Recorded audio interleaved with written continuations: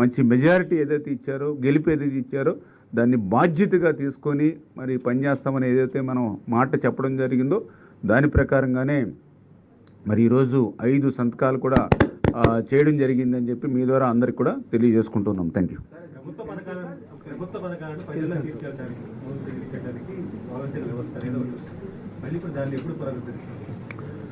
అంటే పునరుద్ధరించడానికి ఇంకా వాలంటరీ వ్యవస్థ అనేది రద్దు కాల. అంటే తాత్కాలికంగా ఎలక్షన్ కమిషన్ ఎన్నికల వేళ వాళ్ళని 2 నెలలు విధులకి దూరంగా ఉండమని చెప్పడం జరిగింది. అంచేత అది రద్దు అవుతే మీరు చెప్పినట్లుగా పునరుద్ధరించడం మాట వస్తుంది. అంచేత వాళ్ళు కంటిన్యూషన్లో ఉన్నారు. అయితే కొంతమంది ఈ వైఎస్ఆర్సీపీ ఒత్తిళ్ళకి లొంగి వాళ్ళ ప్రెజర్ తోటి కొంతమంది రాజీనామాలు కూడా చేసినటువంటి పరిస్థితి కూడా మా దృష్టికి వస్తూ ఉంది. అయితే ఇవన్నీ కూడా మేము మళ్ళీ రివ్యూ చేసుకుని డిపార్ట్మెంట్ పరంగా కూడా రివ్యూ చేసుకుని అసలు ఎంతమంది ఉన్నారు, ఎంతమంది రాజీనామాలు చేశారు, ఎవరు ఎట్లా ఉన్నారు ఏంటనేది కూడా మళ్ళీ డిపార్ట్మెంట్ పరంగా రివ్యూ కూడా చేసుకుని అయితే మేము మాత్రం ఆ రోజు ఒక మాట ఇచ్చాము, వ్యవస్థను కొనసాగిస్తాము, అదేవిధంగా ఇంటింటికి పింఛన్లు అందజేస్తామని చెప్పాం.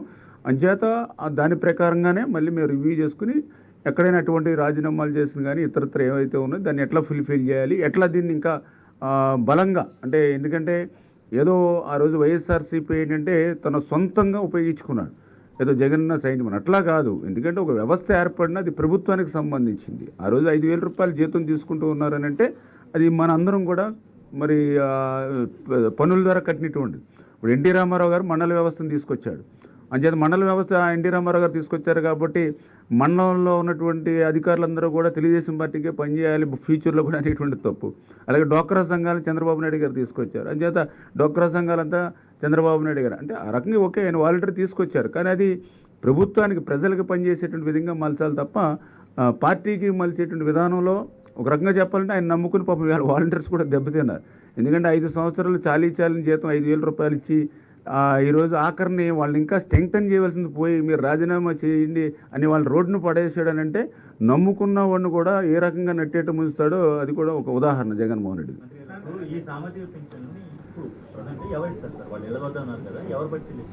ఏదైతే గతంలో ఏదైతే వ్యవస్థ నడిచిందో ఏదైతే సచివాలయ సిబ్బంది వాలంటీర్స్ ఏదైతే ఉన్నారో వాళ్ళ ద్వారానే పనిచేయడానికి మనం ప్రయత్నం చేస్తాం. అంటే మేము చెప్పాం కదా ఒకసారి రివ్యూస్ ఇంకా దాని మీద మనం చేసుకోవాల్సిన అవసరం ఉంది. ఎందుకంటే నిన్ననే మనం ప్రమాణ స్వీకారం చేయడం జరిగింది. ఇంకా ఇప్పుడే చంద్రబాబు నాయుడు గారు కూడా చెప్పడం జరిగింది అసలు ఏ శాఖలో ఎంతెంత అప్పులు చేశారు, ఏ శాఖల్లో ఏ ఆస్తులు తాకట్లు పెట్టారు, ఎక్కడ పెట్టారు, ఇవన్నీ తెలుసుకోవాల్సిన అవసరం ఉంది, తెలియజేసుకోవాల్సిన అవసరం ఉంది. అంచేత ఇవన్నీ కూడా డిపార్ట్మెంట్స్ వారీగా 1 by 1 అన్నీ కూడా రివ్యూ చేసుకుని దీని మీద ఒక ఐడియా వచ్చిన తర్వాత ఇవి కూడా ఒక శ్వేతపత్రాలు వైట్ పేపర్స్ కూడా డిపార్ట్మెంట్ వారికి ఇచ్చి దాని మీద మేము క్లియర్గా రేపు ఫ్యూచర్లో అన్ని నిర్ణయాలు తీసుకుంటాం. కాకపోతే ఖచ్చితంగా ఇంటి దగ్గర ఇస్తామని ఏదైతే చెప్పామో ఆ మాట నిలుపుకునేటువంటి విధంగా వాళ్ళ గుమ్మం దగ్గరే పింఛన్ ఇచ్చేటువంటి బాధ్యత అయితే మాది.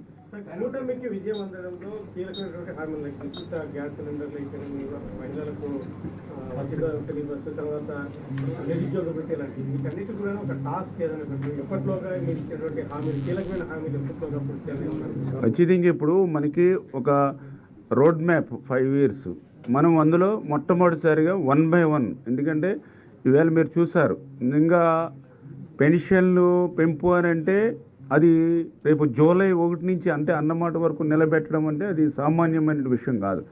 దగ్గర 4,800 కోట్లు దగ్గర ఒక 5,000 కోట్ల దాకా ఫస్ట్ రేపు 1 monthలోనే ఓన్లీ పింఛన్లు పెంచడం ద్వారా అవసరం అవుతుంది. కొంచెం రఫ్గా మాకున్నటువంటి అవగాహన ద్వారా అయినా కూడా వెనుకాడకుండా ఇచ్చినటువంటి మాట నిలబెట్టుకోవడానికి 1 by 1 ఈవేళ ఒక 5 సంతకాలు మీరందరూ కూడా మొట్టమొదటి సంతకం డిఎస్సి కదా అని ఆలోచించిన పరిస్థితి. కానీ డిఎస్సితో పాటుగా ఈవేళ ఎవరైతే ల్యాండ్ టైటిలింగ్ యాక్ట్ కానీ పెన్షన్స్ కానీ అన్నా క్యాంటీన్ కానీ స్కిల్ కానీ ఇట్లా మరి ఈరోజు ఒక 5 అంశాలను ఒకేసారి మేము తీసుకోవడం జరిగింది. ఏదైతే మేము ప్రజలకు ఇచ్చిన హామీలు ఏవైతేనో ఖచ్చితంగా అవి 1 by 1 అవన్నీ కూడా నిలబెట్టి ప్రజల్లో సాటిస్ఫాక్షన్ లెవెల్ తీసుకెళ్లే బాధ్యత మేము తీసుకుంటాం ఖచ్చితంగా.